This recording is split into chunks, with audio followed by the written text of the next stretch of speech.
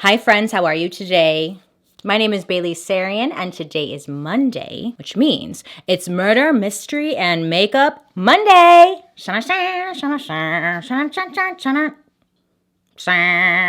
If you are new here, hi, my name is Baileysarian and here on Mondays, I talk about a true crime story that's been heavy on my noggin, and I do my makeup at the same time. If you're interested in true crime and you like makeup, I would highly suggest you hit that subscribe button because I'm here for you on Monday. It looks like I have a lot of boogers, but it's just dry skin. So I missed last week, sorry about that, but I did mention in a video a while back that I would be skipping like one Monday a month. So if I ever don't upload and you're like, where is she? It's probably that Monday that I'm skipping, you know? It's like a little refresher. I feel like we're all surrounded by so much negativity lately. Yeah, I just don't want to like get burned out. I really like doing these videos and I want to continue doing them. So by giving myself these breaks, it helps tremendously. Thank you so much. Before we jump into today's story, I do have a sponsor. I filmed it the other day. I have makeup on, so just don't get scared. Okay, ready, go. Hi friends, just popping in here really quick to talk about today's sponsor, which is Casetify. I love this lip too. Casetify,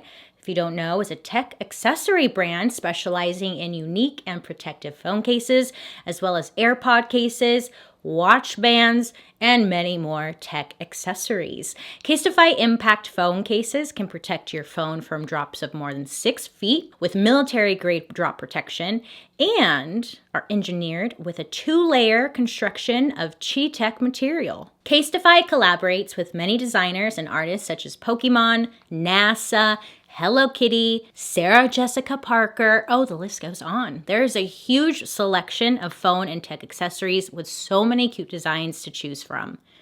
Why am I out of breath? You can also customize your very own case and create a collage of your favorite photos or just a favorite photo to have a unique and cute case that still protects it from your slippery ass fingers, because you're gonna drop your phone. You do. It happens. I have so many Casetify cases at this point, but I got another one. So excited to see it. I haven't opened it yet. I've been saving it.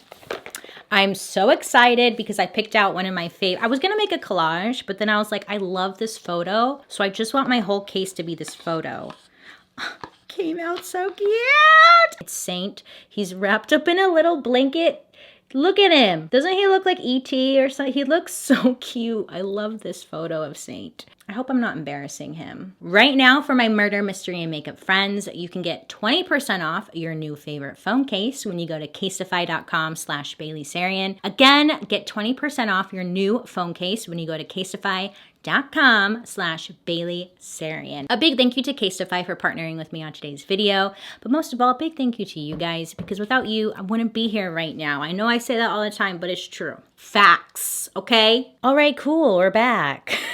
Warning. The following presentation is intended for mature audiences. It contains graphic descriptions of crime scenes, adult dialogue, and strong language. Viewer discretion is advised. So the story I have for you today focuses on a criminal in particular who has just all the worst characteristics that you want in a human being. Sorry, but it's true. Just a horrible human being. He was a criminal, just so lonesome and obsessed with his own legacy that he ended up leading New York City investigators on for years, just taunting them at every turn as he continued his infamous crime spree. Been trying to do more like intros versus just jumping right into it, but I don't know if I'm into that. Okay. Yeah, horrible person. And this guy's name was David Berkowitz, aka the son of Sam. I wish I had like a fog machine and stuff just to make that more dramatic, like and like lightning.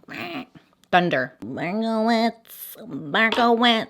So I went down a rabbit hole per usual, and this guy was like, okay, let me just tell you about him.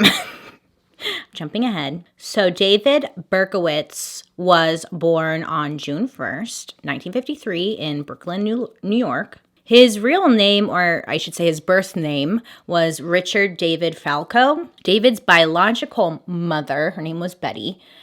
She was married to this man named Tony Falco, and the two of them ran a fish market together until he left her for another woman. Before Tony had separated from Betty, Betty had an affair with a married real estate agent named Joseph. Betty became pregnant. Yes, drama. Who was the father, you ask? See, I don't know. I couldn't really even get clarification on this, but Betty and her husband split, and now she was in a relationship with this guy, Joseph. Now, when she told Joseph that she was pregnant, he was very upset, okay? He threatened Betty, like, if you don't get rid of this baby, and if you decide to keep this baby, then I'm leaving. Once Betty gave birth to her son, David was born. From my understanding, that's why she gave him her first husband's last name, Falco, because the cheating husband guy, he didn't want it to be associated with this baby. But I also couldn't get clarification if it was indeed Tony's child or Joseph's child. Either way, it just seems like from the beginning, these people were just, they didn't want to be parents, okay? They didn't want to be parents. No one wanted to take responsibility for this child. So we're not off to a good start.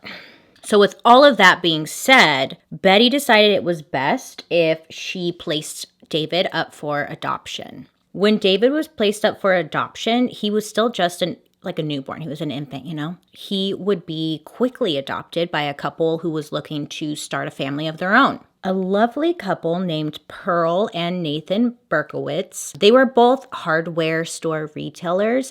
They were living in the Bronx. It was said that they were desperate. I don't want to say desperate. I feel like that sounds wrong. They just really wanted to have a family together, right? But they just weren't having much luck conceiving, and they decided to adopt. So when they saw David, he's a newborn, they thought, oh, it's perfect. And they just quickly snatched him up. When Pearl and Nathan adopted David, they decided to rearrange his name just to kind of give him a fresh start, a new beginning. So that's how he got the name David Berkowitz. I wasn't there, so I can't confirm or deny this. But based off of what I was reading, it was said that Pearl and Nathan were just wonderful, and they just loved David as their own. They tried their best to raise a good boy. As a child, he had an above average intelligence. He was a really smart cookie. But the thing was, they couldn't keep David interested in school. He seemed to be bored or not interested. He felt like he didn't belong. He didn't fit in. He really didn't have too many friends because he just felt like, I don't know, he was just an outcast. So as time is going on and David's growing up, you know, he just started to rebel a little bit. Okay, a lot of it. He decided to rebel. It was said that David became infatuated with stealing and starting fires. Getting away with stealing gave David this rush. When it came to setting fires, it was said that David struggled with just controlling his destructive impulses, and setting fires brought feelings of satisfaction or was a way to release all the inner anxiety that was building up inside of him. David would spend a lot of his free time just kind of, finding new ways to get himself in trouble without being caught. Some neighbors, family, friends, and even educators who knew David would say that in his childhood and early adolescent years, he was difficult, spoiled, or just a bully. So David's attitude, it wasn't changing, and things actually ended up getting worse when David's adopted mother, Pearl, who he considered his mom, she had died of breast cancer when David was only 14 years old. David was more close with Pearl than he was with his adopted father, Nathan, and he considered Pearl his mother and was the only one or the only person who just really understood him, cared about him, showed him any type of love. So when Pearl passed, David was just completely lost. He was angry, he's upset. He's 14. So within a few years after Pearl's passing, David's adopted father, Nathan, he remarried, and this marriage, it really, really angered David beyond belief. When he saw Nathan with his new wife, he just couldn't understand why, or Pearl, his mother, is supposed to be the love of this man's life. How could he love another woman after she's died? Like, he just wasn't understanding any of this. And David was just really angry, and he didn't really want anything to do with his new stepmom. He didn't want any kind of civil relationship. He didn't really want to show her any respect. Tension in the household is just building up because David's got a bad attitude and they're just all trying to move on and it's not working out. When David turned 17, he decided that, maybe he could escape. He could get away from his home, at least for a while. His main option at that time was to join the United States Army in 1971, and he would end up serving both at Fort Knox and South Korea. For some unknown reason, David ended up being honorably discharged in June of 1974, just 3 years after he started his role in the Army. So David goes back home and he's now trying to figure out just more about himself. What does he want to do? What is he doing? So when he returned to New York, he decided for the first time in his life to look up his birth mother, Betty, and get some understanding about his story, where he comes from, and all that jazz. David was able to find Betty pretty quickly, and he didn't hesitate to contact her right away. When the two of them ended up meeting in person for the first time, it was a lot more difficult than David had imagined. So Betty had discussed with David details of his birth, his adoption, and all the information made David feel actually worse than before. David said that he just had this feeling as if he wasn't enough. He felt like the motherly figures in his life always ended up leaving him one way or another, and something inside of him just really broke. I don't know how he was feeling, to be honest, but I could imagine it wasn't good. For David, it seemed he committed his crimes for attention. Initially, he blamed his actions on something else entirely. In the 1970s, David had a neighbor named Sam Carr, and he had a pet dog named Harvey. David claimed that Harvey the dog, this dog was possessed by an ancient demon and gave irresistible commands, quote, to David. Oh yes, that's right. Blame the dog. This demon dog's demands, according to David, were to kill people and spill their blood in the streets of New York. What a demanding dog. Later on, down the line, David's psychiatrist would reveal that David had actually long contemplated murder to get revenge on the world that he had felt had rejected and hurt him. And that's why he did it, not because of a demon dog. Whether it was from the influence of the demon dog or just the feelings within him, David began a long and notorious crime spree in the mid-1970s. His first official violent crime was on Christmas Eve, what a dick. Christmas Eve, 1975. David is 22 years old and had no real idea as to how he was going to kill a victim or kill a person, okay? But the one thing he knew for sure was that he wanted to kill somebody. It's nighttime. There are two young girls. They were around the ages of 15. They were walking underneath a bridge in Co-op City, and David attacked them with this hunting knife that he had. He starts stabbing, just going for it like a maniac, then runs off. One of the victims sadly passed away, this poor child. The other victim was hospitalized for a week as a result of her injuries. The surviving victim tried her best to give as much information as she could to help catch her attacker, but it was just a random attack. David had no link to the victims. They also didn't see him at all. It just kind of happened so quickly. This victim didn't really have that much information to give, and it wasn't leading to any arrest for police. I'm struggling to talk today. Well, that's every day, actually. So a few months go by. David's laying low. No one's suspecting anyone of David for the stabbing and the murder. David's like, hey, I'm gonna test my luck and try this again, maybe get a little better. I don't know what he's thinking. This time around, David thought it would be best if he left his hunting knife at home, and instead he went out and he bought a .44 caliber pistol. Side note, hi. Is it .44 caliber pistol, or is it just .44 caliber pistol? Do I say the 44? Someone out there is gonna know. Let me know down below. Thank you.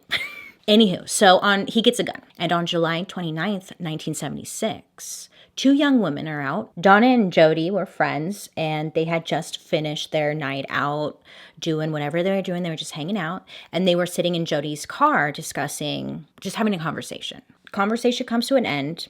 Donna opens up her car door to leave, and in doing so, she notices a man or just a figure is like quickly approaching her, like just running towards the car. Donna kind of like calls out to this person, like, what is going on? And David, because it was David takes out his gun and shoots Donna in the chest. The bullet killed her instantly. After Donna was shot, then David kind of is like focusing his sights on Jody. He's like, oh, there's another one. Jody, she gets out and she tries to run.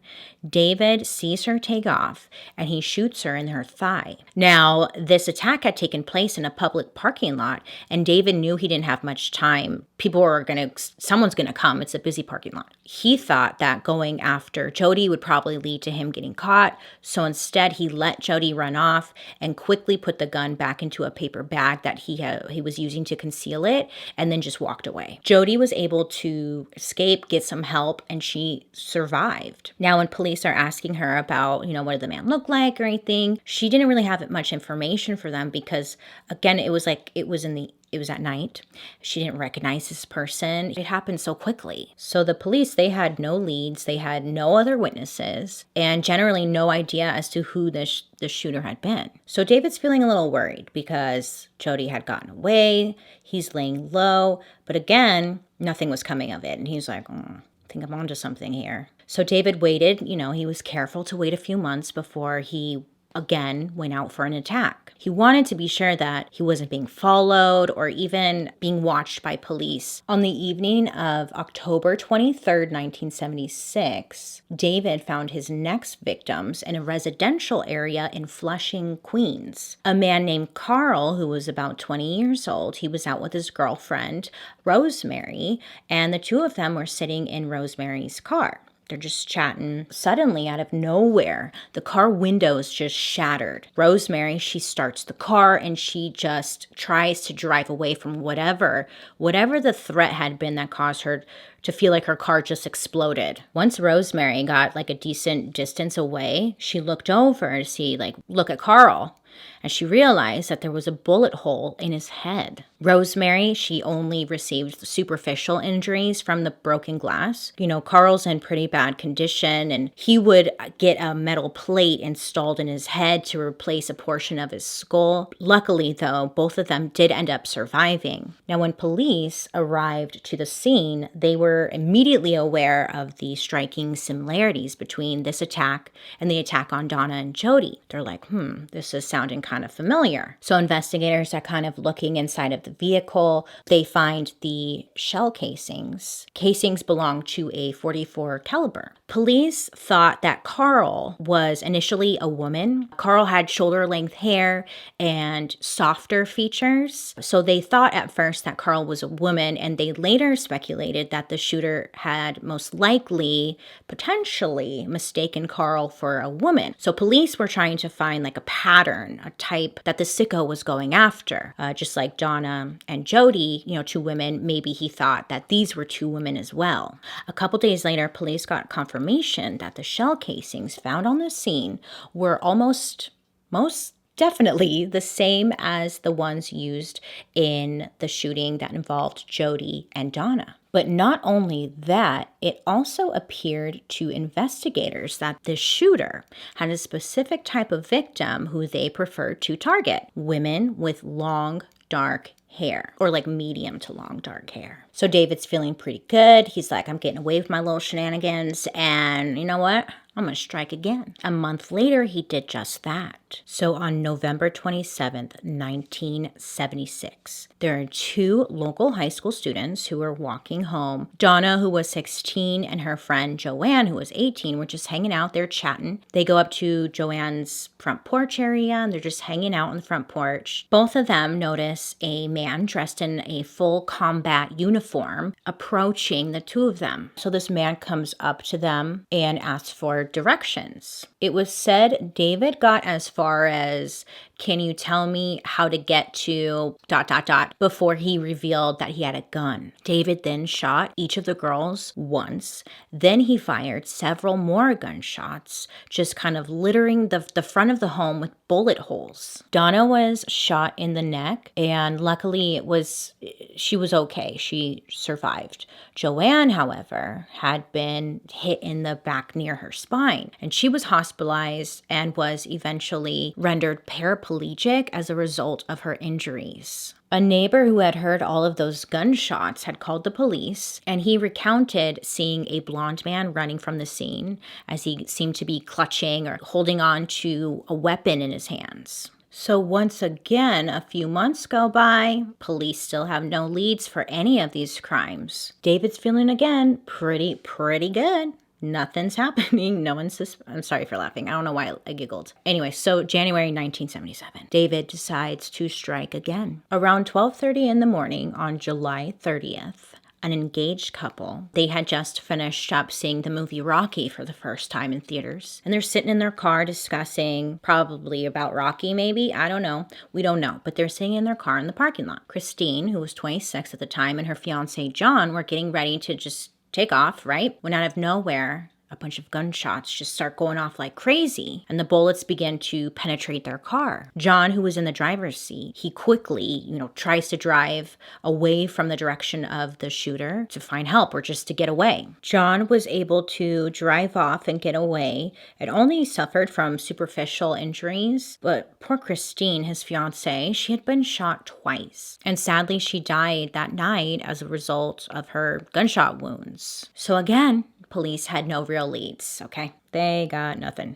But after this attack, investigators finally decided to release their suspicions to the public that they believed that these shootings were all related. They thought that maybe it had been done by the same individual. So sketches of the assumed shooter were released to the public through the media, and police hoped that they would have some kind of lead before the shooter had the chance to take his next victim. Someone had to know something, is what they hoped. Now, unfortunately for everybody, David had no interest in being found. Besides his demon dog friend, he really wasn't talking to anybody. So it's no one knew it was David. On the afternoon of March 8th of that same year, a 19-year-old girl named Virginia had been walking home from school when she was confronted by a man with a gun. She was in an area where there was no one else around, okay? So this man confronts her with a gun. She's terrified. Virginia, it was said that she held up her textbooks and to use that as a shield. And sadly, David shot, and the bullet went right through the book and into her head. The shot killed her instantly. So just days after Virginia's murder, investigators officially released a statement claiming that the bullets used in the recent shootings were all in fact from the same gun. At the time, there was no name given to this killer. So the media gave David the name the .44 caliber killer, which I think is pretty straightforward. That's a good one. Sometimes they get a little too creative, But barely over a month later, on March 10th, 1977, 20-year-old Alexander and his girlfriend Valentina, they're just sitting in the car chatting, and someone just came up and shoots them, aka David shoots them. Valentina was pronounced dead on the scene, and soon Alexander died once he arrived to the hospital. This time, though, there was something very different about the crime scene. There was a handwritten note left specifically for police officers to find. Oh, yes. In this letter, David revealed his desired nickname. He was like, look, I don't like this .44 caliber killer thing. No. Nay. My desired nickname is Son of Sam. In addition to this, David also taunted police for their inability to catch him and explained bits and pieces of his determination to keep killing. Should I read you it? Okay, hold on. I am deeply hurt by you calling me a Weemon hater. I am not, but I am a monster. I am the, quote, Son of Sam. I am a little, quote, brat. Sorry, it's not funny. Sorry, this is serious. When Father Sam gets drunk, he gets mean. He beats his family. Sometimes he ties me up to the back of the house. Other times, he locks me in the garage. Sam loves to drink blood. Go out and kill, commands Father Sam. Behind our house, some rest. Mostly young, raped and slaughtered. Their blood drained just bones now. Papa Sam keeps me locked in the attic too. I can't get out, but I look out the attic window and watch the world go by. I am on a different wavelength than everybody else, programmed to kill. However, to stop me, you must kill me. Attention all police. Shoot me first. Shoot to kill or else. Keep out of my way or you will die. Papa Sam is old now. He needs some blood to preserve his youth. He has had too many heart attacks. Too many heart attacks. Ugh. Me hoot, it hurts, sonny boy. Me hoot? I didn't know this was going to turn into an audiobook. I'm so sorry. I wonder if he's writing like this on purpose to throw them off or if this is really how he wrote. You know, I didn't look that up. I want to make love to the world. Okay. I love people. To the people of Queens, I love you, and I want to wish all of you a happy Easter. Police, let me haunt you with these words. I'll be back. Yours in murder, Mr. Monster. Mr. Monster? I thought you wanted to be called Son of Sam, sir. It sounded like he was having a stroke while writing that letter. So he wrote this letter. At least he wished everyone a, good Easter. That was nice. I don't know why I try to see the positive in everything. It's just how my brain works. But okay, anyways. So these letters get put out by the media and everyone's going nuts trying to buy the newspapers and everybody was scared. Because the scariest killer of all is the type who just kills at random. That to me is terrifying. So again, they released parts of the letter to the local news outlets. Police soon also released a psychological profile that they had put together. All of the victims had mainly been women with dark hair. So they put this out in the media, right? Now, the release of this profile and the contents of the letter led thousands of women across New York City. Everyone went and got their hair cut. If they had long, dark hair, they cut their hair. Some women also decided to dye their hair blonde. In June of 1977, another shooting occurred in Bayside, Queens. A young couple named Sal and his girlfriend Judy were shot in their car around 3 a.m. This time, none of the shots had been fatal, but the victims also, once again, had not been able to see who shot them. According to reports during the month of July that same year, the first anniversary of the initial .44 caliber shooting was approaching, and police were on the lookout for this killer. They knew he favored Queens and the Bronx, so David was like, I'm going to celebrate my 1 year, but I should probably throw them off a bit and go to Brooklyn, do some damage over there. And on July 31st, a man named Robert and a woman named Stacy, they were on their first date when David fired 4 rounds into their car. The shots hit both of the victims in the head. And sadly, Robert lost one of his eyes and Stacy died instantly from her injuries. Stacy, she was the only Son of Sam victim that was blonde instead of dark-haired. I mean, what an awful first date.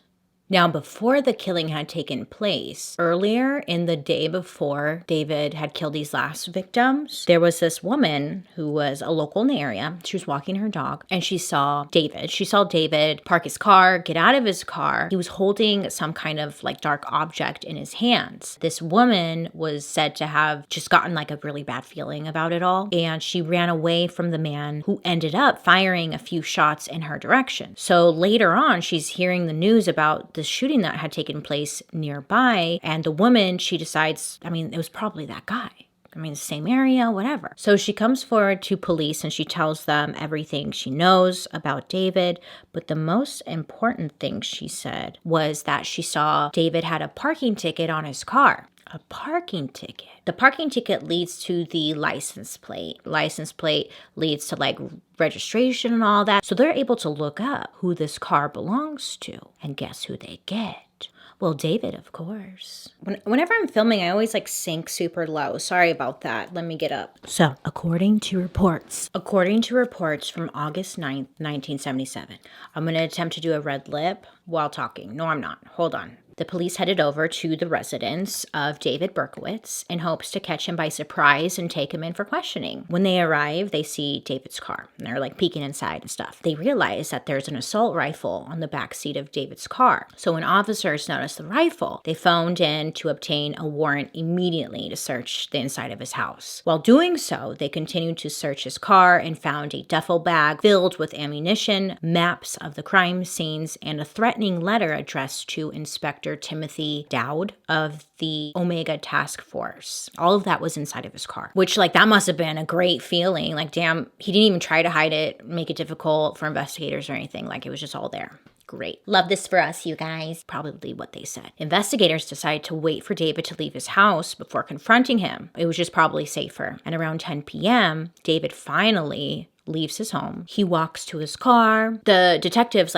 pop out and they're holding a gun to David's temple. David said, quote, "Well, you got me." The following day, investigators only needed to interview David for around 30 minutes for him to confess every single one of his crimes. During his confession, that's when David claimed that the neighbor's dog was a demon dog and he was demanding the blood of pretty young girls, as dogs do, which was why David started killing in the first place. So David was planning on using the insanity plea, but 3 different mental health experts stated that David was indeed mentally competent to stand trial. David decided to just ignore the counsel advice that was given to him. David pleaded guilty to all of the shootings. At the end of his trial, he was sentenced to 25 years to life for each of the murders to be served consecutively. David said while in prison, he became a born-again Christian and claimed that he no longer wanted to be called the Son of Sam, but rather the Son of Hope. During his time in prison, he compiled his various letters and essays about his story and his experience. These written works caught the attention of various publishers who really wanted to buy and sell his story. In a response to these publishing inquiries, that's when New York State legislator produced a swift and clear law that would prevent convicted criminals from receiving royalties on any published books, movies, or other enterprises related to the stories of their crimes. The Son of Sam law, at least he has a law named after him. Well, you pretty much can't profit off of your murders and stuff. Pretty much. That's a light summary. It's really interesting, you guys, because David's upbringing by his adopted parents seemed really, really good. They really loved him and they tried their best, and it's really sad that this is how he turned out. His upbringing, in comparison to the lot of murders we've talked about here, in comparison to them, his upbringing really wasn't that bad. And it's how did he end up so fucked up? In 2002, David did apply for parole. It was declined. And he has done a lot of interviews, not a lot, but a couple. And he does say that, he's found God and just has a new meaning in life. He seems, I don't know. He is now 67 years old and he will be applying for parole at every chance he can. I mean, that's very brave of him to think that he could get out. I think they have to stay optimistic in order to survive in prison, right? Let me know your guys' thoughts down below. Demon dog? Maybe. I appreciate you guys so much for hanging out with me today. I hope you have a great rest of your week ahead of you. Make good choices, please. Let me know who you want me to talk about next week. I do read my comments, so leave in the comment section. That's the best place right now to leave recommendations for stories. So leave down in the comment section what stories you want me to talk about next week, and I'll be seeing you guys later. Bye.